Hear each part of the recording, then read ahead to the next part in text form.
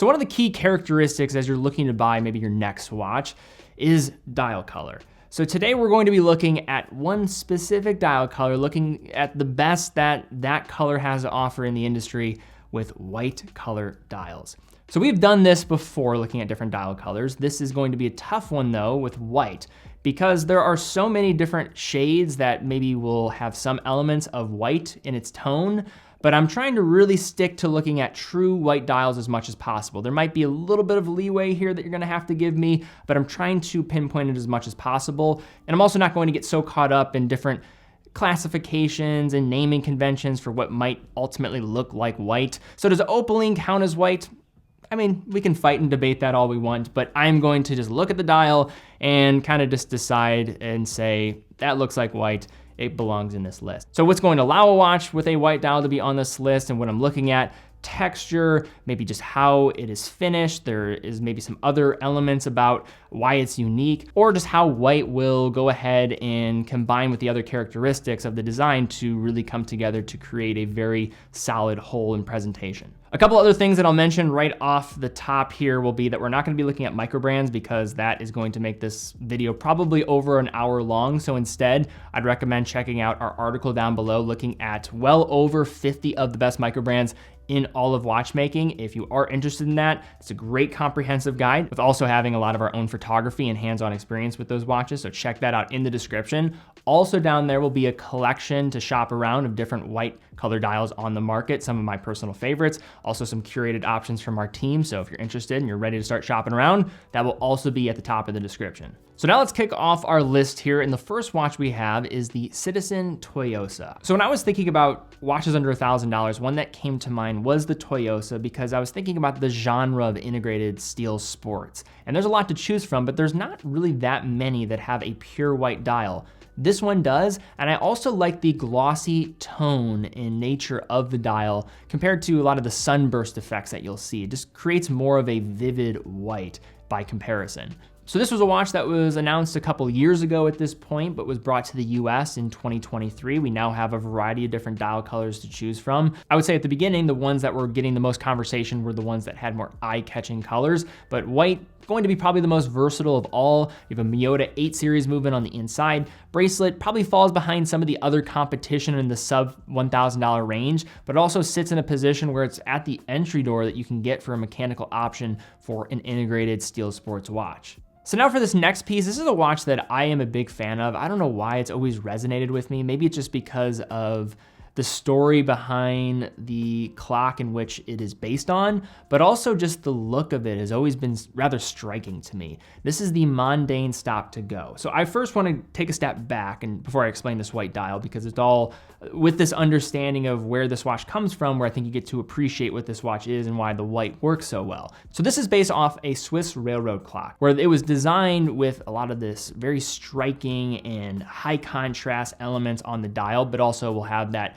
red second hand. Apart from the design itself though, is just how these hands operate. The second, that red second hand, will go around 58 seconds, will pause, then move the minute hand forward to the next minute before proceeding again. This movement was actually done as a way to mirror the accuracy of one single source of a master clock so that all of them were in perfect sync with one another. This function is one thing, but I think the other reason why I enjoy this design is it's very unique and has this kind of playful attitude. With the red second hand, you have the markers that are bolded. And when I say bold, I mean bold. And that allows this dial to have higher contrast and legibility and really shows how it goes from a clock to a wristwatch and kind of maintaining that general premise. So this was another gray area for me, or I should probably not use colors to describe how I was having issue with having a watch maybe be on this list or not, but panda dials. What do you do about panda dials, reverse panda dials? Like where do we want to draw the line here? So I decided for a panda dial to be on this list, and here we have the Seiko Speed Timer. This is the SSC 813.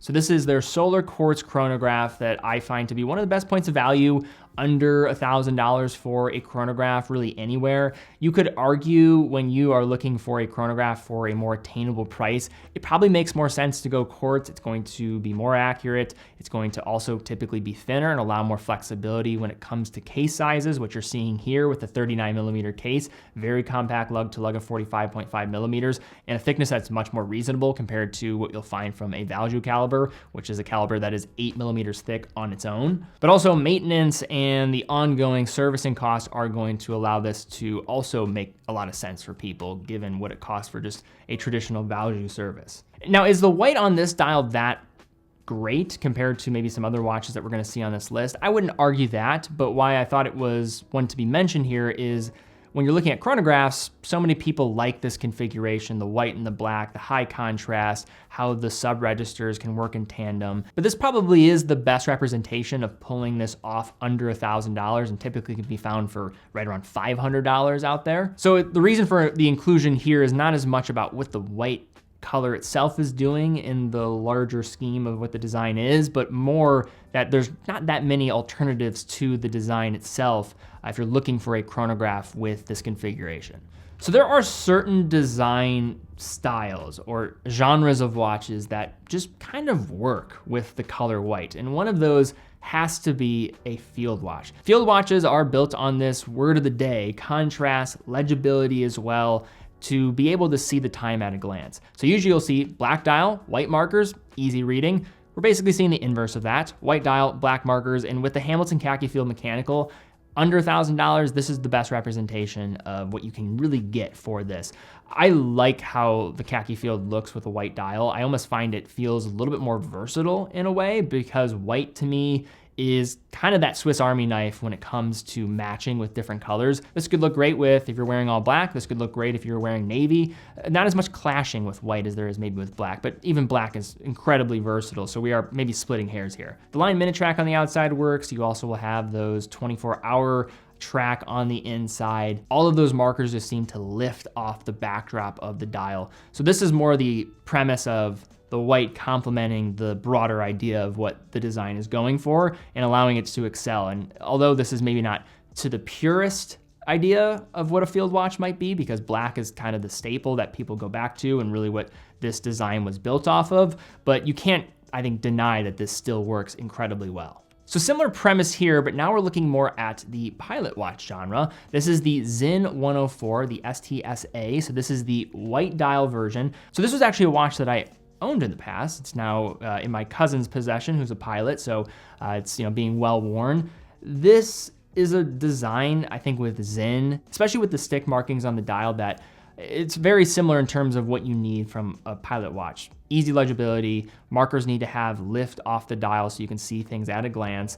And this one does it, but with the white dial, it almost creates and transforms into this completely different watch compared to the black dial version. I've also just loved how sneaky wearable this case is and how versatile it is. 41 millimeters, but that doesn't tell the full story. You have the countdown bezel on the watch. You also have 46.5 millimeter lug to lug, which makes this thing wear like a true 40 on wrist. You have an SW220. They're using higher grade movements, highly regulated as well to go along with it. I found with every Zin watch I've owned, they've always come to me on the wrist where they're running at near COSC time, if not even better. So for this next watch, I struggled to determine, should it be included on this list or not? I have owned several watches from this brand. I have had these watches for a long time in my collection.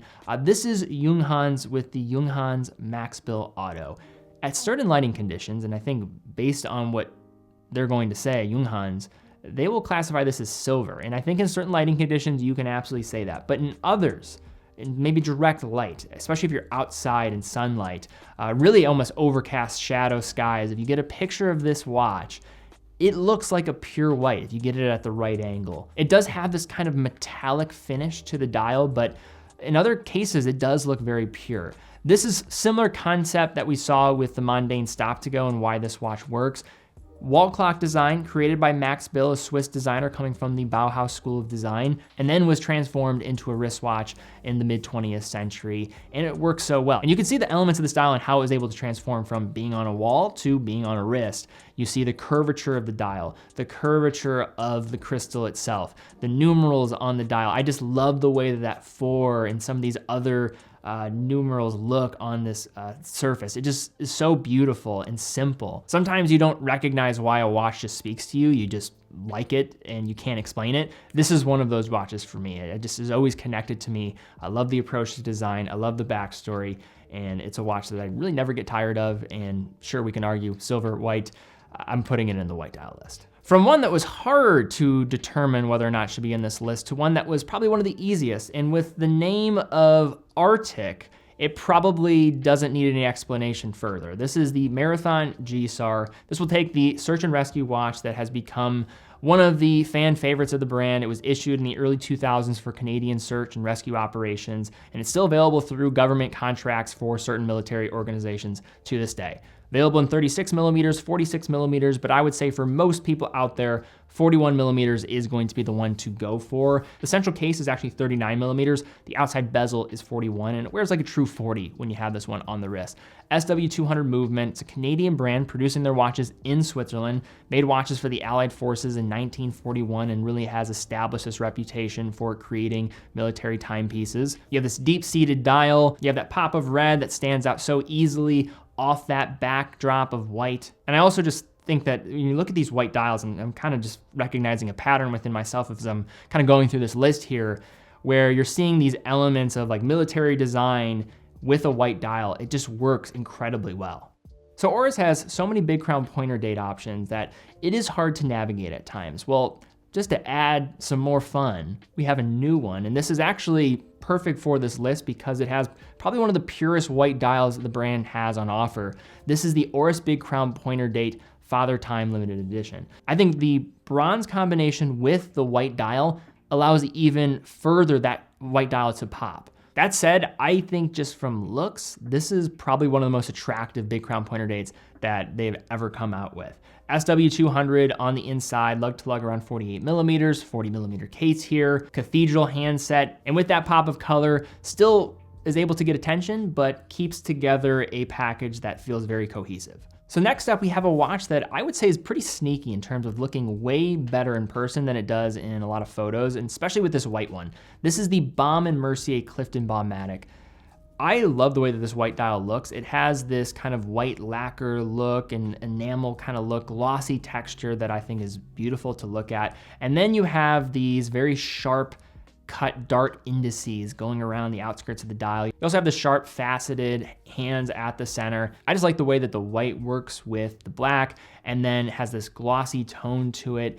It's not a watch that when you see it in photos or maybe some press imagery, you're like, okay, it's it's a white dial. But when I saw this in person for the first time, the three-dimensionality of those applied markers with that glossy texture, I think I've said glossy like 4 times describing it, but it's just what comes to mind as I look at it. It's just so smooth, silky, and a beautiful execution that for around $3,000 with a class-leading movement on the inside creates a great everyday style watch that also probably leans a little bit more to the dressy end. So this one is on the edge, silver, white, it's close. I'm going to put it in the white category. This is the Nomos Zurich. This is a watch that is probably one of the most unique and value-packed, and I know it is an expensive watch, but if you're considering the complication, the movement on the inside, the manufacturer producing it, I do think it has a very unique position within the broader market of watchmaking.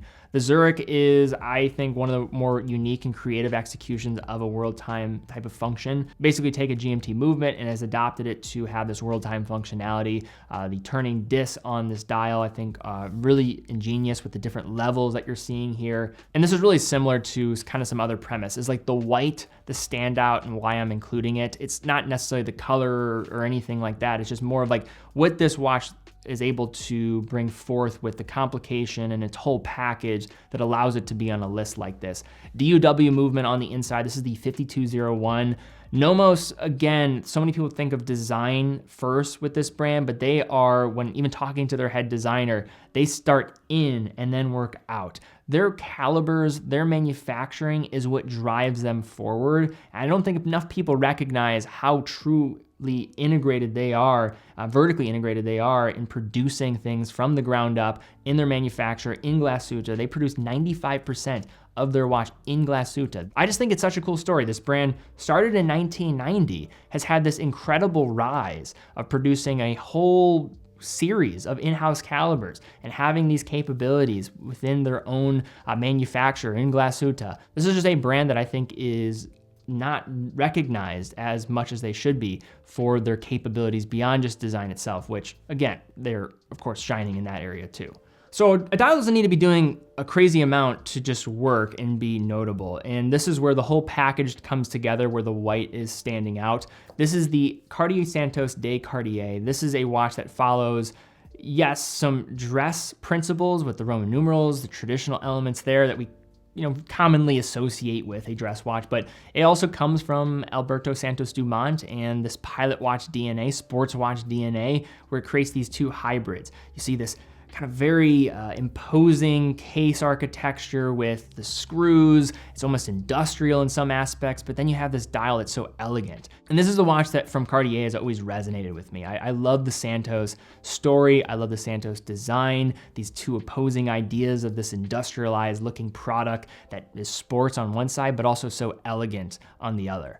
For our next watch here, we have the Tudor Black Bay GMT. This is the opaline dial, and I referenced at the beginning how I know we might be splitting hairs here, but I am just going to say this is white. Now, Cole Pennington of Tudor might come after me. I'd rather be looking over my shoulder because he was very adamant about calling this an opaline dial, but I see this as white. And I also think that allows it to really be noteworthy with just how this looks. Pepsi bezel, then you're getting a white dial. We know the backstory of all this lore around Pan Am and Rolex and how the original GMT Master was produced and how there was this elusive white dial GMT Master that existed, and just how that works so well with a Pepsi bezel. If you want that style, you enjoy that backstory, this is the watch from the Tudor Rolex organization that exists that's going to give you that taste. And I think it works incredibly well with a white dial. I like this more than the black dial version. White almost just serves as a better palette cleanser for design. And what I mean by that is when I look at these pops of red and blue on this bezel, they're just more noticeable and eye-catching and stark to my eye compared to that of a black dial by comparison. There's just something about that white dial and then looking at the blue and red of the bezel that creates this completely different feel compared to the black dial. So one watch that I have always liked more with a white dial compared to a black dial, which is kind of a bold take considering the history of this design, is the Mark series from IWC. I've been talking about this throughout this video where some of these like military rooted watches and the design principles of those watches with white, it just works so well with its contrast and it doesn't abuse those principles in which those watches are designed on. And I think the Mark 20 in a white dial is amazing with that large 12 o'clock index, the black text, the black markings. I think this watch is very beautiful and it almost has this elegance compared to the black dial variations. An IWC 3211 on the inside, that extended power reserve. They did make some modifications to the case here, 40 millimeters with a lug to lug that's a little bit more compact compared to the previous Mark 18. Also while bringing in a benefit with 100 meters of water resistance on top of that. Okay, so a brand that does white dials very well is Grand Seiko. I think we can all agree on that. Now, what watches can we pinpoint and really classify as maybe being the standouts? One of them, very easily, SBGA 211. This is the Snowflake. Obviously, when your watch is called the Snowflake, that is going to be put in a white dial list. It has such a romantic backstory. The white dial, that textured surface, it's understated in certain lighting conditions, and others, it's more eye-catching. That was the one thing that blew me away the first time I saw a Snowflake in person. You hear about the Snowflake beforehand, you see pictures online, and then you see it in person, and you recognize that there's a delicate nature to the dial just as much as there is this high texture that you'll see with that pattern. And I think these two ideas come together to create a package that has made it such a legend and icon now for Grand Seiko and pushing the brand forward in the last 5 to 10 years. I also think white in combination with titanium allows it to pop a little bit more. We talked a little earlier about how bronze allowed that white dial of that Oris to pop a little bit more. I think the same could be said for titanium with its more muted tone in nature compared to stainless steel. A couple others that I'm going to throw in here, we have the SLGH005 and the SLGH009. So this is called the white birch. I do think the white birch has some more silver elements at certain angles, but then you get this in the light, similar to what I've talked about with some of the other themes here. It will turn more true white depending on those lighting conditions, and it's called the white birch for a reason. So the high beat is going to have a more dramatic and intense texture compared to that of the spring drive, which also I think does play with how white the dial will look. You have 100 meters of water resistance, 40 millimeter case, wears like a true 40 on the wrist. But the star of the show here are the movements for these watches. You have a high performing 9R-A2 for the spring drive version. And then you also, for the high beat, will have the 9SA5, which was the #1 selling point for me for this watch. I absolutely adore the white birch and everything it stands for, what it represents for Grand Seiko, the future of what it represents for Grand Seiko, and just kind of this marking achievement while having a dial that's one of my favorites that they make. And there are so many others that you can mention from Grand Seiko. A couple others that I'll just call out. You have the SBGA 465, and then you also have a GMT option you can take a look at. This is the SBGJ 271. See a lot of snow influence and connection. So white dials is a strong suit for Grand Seikos, and generally dials overall for Grand Seiko is something that they do exceptionally well. So now we transition into Omega, and I have 2 Omegas on this list, and I think this is the standout for me, the first one to come to mind, which is kind of surprising because we typically associate this watch with a blue dial, but it's also so good with a white dial. This is the Omega Seamaster Diver 300. Black ceramic bezel, white dial, wave pattern. The whole package of this is built around legibility, and similar to what we were talking about with some of these other design genres of field watches, pilot watches, it's all about this legibility. Dive watches, same characteristics as in the early 1950s as this was getting developed. That was one of those key points that allowed the design to move forward. I would argue that this might have some of the best legibility of any of the Diver 300s. Sometimes you can, with those markers, with the Superluminova and the white dial, maybe get a little bit more lost, but it still upholds that principle very well. 42 millimeter case, wears smaller than that on the wrist, 300 meters of water resistance, Omega Master chronometer on the inside. This is the 8800 movement. And as much as people like to associate this watch with a blue dial, I think in white, fantastic. And one other watch that I'll mention here, there's not many Speedmasters with a white dial, but one that is pretty unique and I think has that pop of color that we've seen that allows it to really even stand out more, is the Omega Speedmaster Racing. So I would say that the Speedmaster Racing also a bit more contemporary. And I think a lot of people forget that the Speedmaster, when it was initially created, didn't have this destined desire to go to space. It just kind of happened that way. There was a lot more racing influence at the time for many chronographs on the market, and that includes the Speedmaster with its tachometer on the outside for that bezel. Much more contemporary in its approach and its feel, and I think the white is a standout and looks great in the Speedmaster family. Next we have the Zenith Chronomaster Sport. Similar concept that we've seen earlier. Black ceramic bezel on the outside, white dial, very easy to read. I just like that really thick outer bezel with that white dial, creates a nice clean transition and a very simple stopping point to where your eyes want to go. 41 millimeter case, 45.9 millimeter lug to lug. So this watch wears like a true 40 millimeter on the wrist, 100 meters of water resistance. You have an El Primero caliber on the inside. This was the debut of the 3600 movement with this watch. So that gives you a tracking of 1/10 of a second with that central chronograph hand moving at that blistering pace on the center dial. Next we have Glashütte Original with their Panamatic Lunar. Panamatic Lunar, I think the star of the show for this watch is, yes, the dial, but also the movement. This caliber is simply stunning.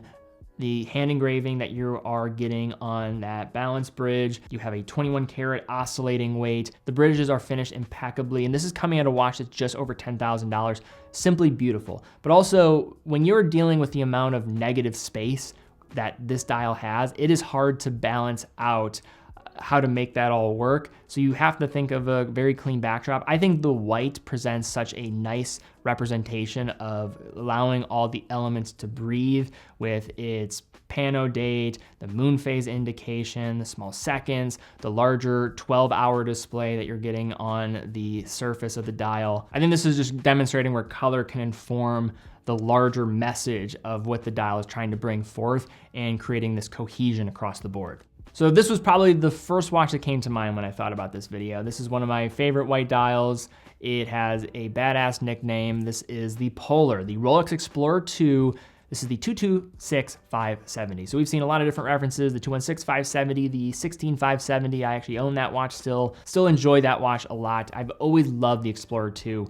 And if I had to pick between a Polar dial, black dial, give me the Polar every single day of the week. It works so well with this design. The black surrounds for those hour markers, the blackened hands of the center dial. This is a watch that has perfected the concept of contrast. I also think the stainless steel bezel, compared to if you had a ceramic bezel on this, it almost allows everything to form and the eyes to follow straight to that center focus of the dial and allowing it to separate even further to show off those contrasting elements. And similar to the Speed Timer and the Chronomaster Sport, have to put the Rolex Daytona on this list. White dial, black bezel, probably my favorite configuration for the Rolex Daytona. I think there's people that have become haters of this watch because of all the craziness that has surrounded it and its up and down amusement park journey on a roller coaster of price and trading values. But if we just get down to the core idea of why maybe that happened, yes, there is the element of status with it, but there's also another part of the recipe here and why that happened, and that's just because it's a badass watch. The design is so balanced. It works in almost every scenario. The case is incredibly wearable, 40 millimeters, but wears just so beautifully on so many different wrists. When you put this on, it just fits like a glove for so many people, and that's hard to do. I think Rolex has just perfected how this case should feel. It's also coming in with a chronograph, which is even harder because the thickness doesn't feel out of whack at all. It's balanced on the wrist, it's balanced when looking at it, and I think a big key to that is when looking at it with this white dial, you get to see how you talk about the perimeter with the black ceramic and then the dial center. It just works so well. So for this next watch, this comes from a brand that is commonly associated with Guilloche, specifically within this collection known as the Classique. This is Breguet, but I'm actually going to be looking at another reference. This is the 7147. This is the enamel dial version of the Breguet Classique. Timeless elegance, Breguet hands, simple Arabic numerals along the outside. But this is one of my favorite enamel dials on the market. Now, enameling is a very meticulous process, has a high failure rate. You're talking about heating up in an oven this glass powder that is just layered on layer after layer. You're talking about 15 to 20 layers to create this end product. I was actually fortunate enough to visit Breguet, see some of this work being done within their manufacturer. It's stunning, beautiful art. I love also just the simplicity and purity of this dial. It wears so well on the wrist to go along with it. Very thin with its case profile at 6.1 millimeters. I think for many of you that watch the channel know that I have a great appreciation for Breguet, their history, but also even their current watchmaking and what the brand represents. Now we transition to a watch from Japan. This is a crown jewel of Japanese manufacturing and really showing, I'd say, almost the highest level of what Japanese manufacturing can do from the perspective of watchmaking.